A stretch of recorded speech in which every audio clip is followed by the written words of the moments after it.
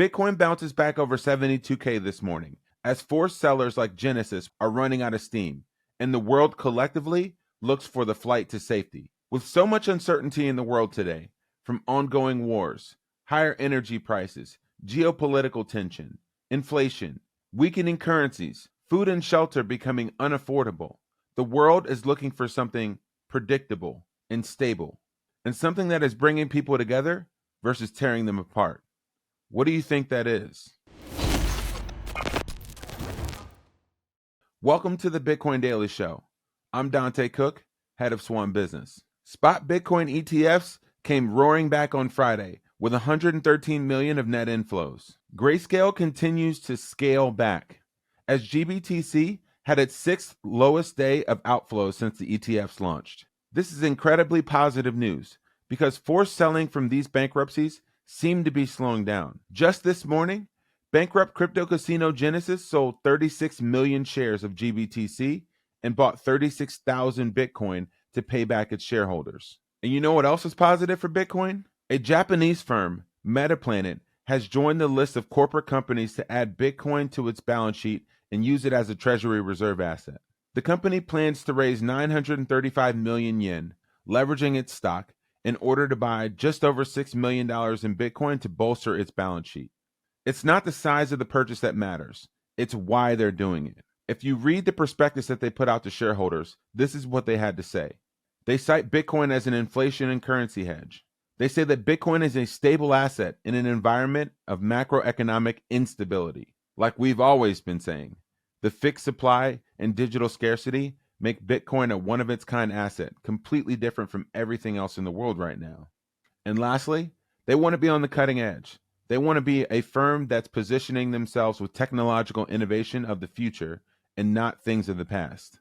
They're not the only ones in the Far East looking to adopt more scarce assets, as the Chinese gold ETF rockets to a 30% premium relative to its asset value.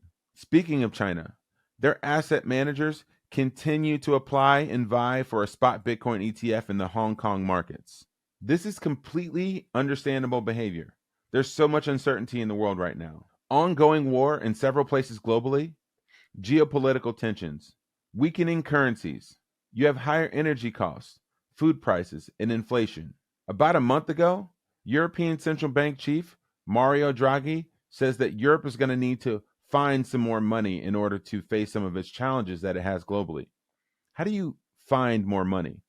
Replace find with the word print. I mean, look at how much some of these things are up since 2019. I'm a parent with 4 young kids. Fruit snacks being up over 77% is a killer to the Cook household economy. Applesauce, eggs, cereal. Come on, man.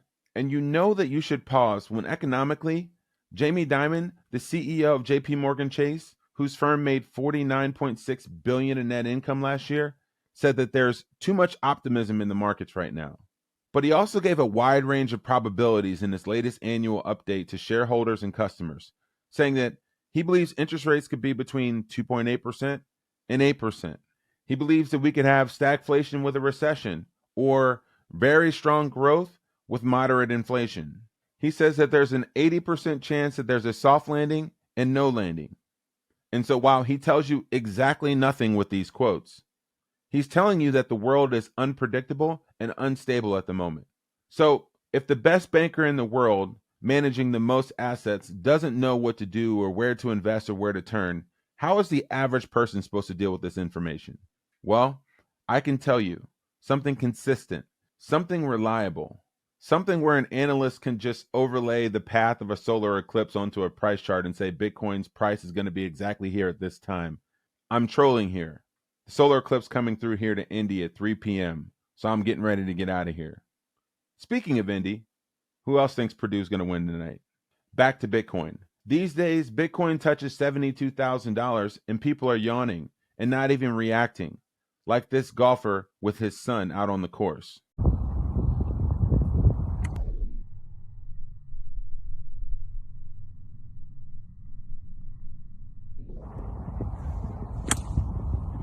Yes! Yes! It's because Bitcoiners have full faith in the sound money principles of Bitcoin and full faith that the fiat currency experiment that's been running for the past 50 years is going to end inevitably in the same way that they all do. I mean, you know it's bad when proponents and beneficiaries of the existing system, like Ken Griffin of Citadel, say things like, we're on an unsustainable fiscal path. Ken Griffin said it's irresponsible for the US government to incur a deficit of 6.4% when unemployment is hovering around 3.75%. We must stop borrowing at the expense of future generations. I mean, the US federal debt is expected to reach 40 trillion by 2025. That would be doubling from 20 trillion in just 8 years from 2017. Currently, the US federal debt is expanding faster than Chick-fil-A's sales, reaching $1 trillion every 100 days. Bitcoin's monetary policy is 100% predictable. You can see Bitcoin is rules without rulers. Its monetary policy is written in code and available for everyone to see. Not tuning in at 2 p.m. on a random Wednesday to hear what one person has to say for the fate of the world relative to the interest rates that he sets and he makes up on a whim. Whether it's psychological, technical, or mathematical, Bitcoin's price seems to do extremely well after the halving. I know we've had a lot of fireworks before the halving, but that's why we say we're truly in unprecedented territory. And the halving is just 11 days away. So when Bitcoin pops off, don't be like the 76ers bench here and act all surprised. We told you that this was coming. And speaking of the halving, shout out to my homie, Big Sean Harris, for throwing the halving party in El Salvador. It took 4 years of commitment, planning, and sheer determination to pull this off. I'm really proud of you and definitely jealous of all the fun that you and 100 plus people around the world got to come and enjoy for a few days. What other community in the world right now do you know that will have people come from all over the world, no strings attached, voluntarily spending their own money and bringing their family to come and celebrate with people that they've never met in real life? There's not many other communities that you can say that about ever.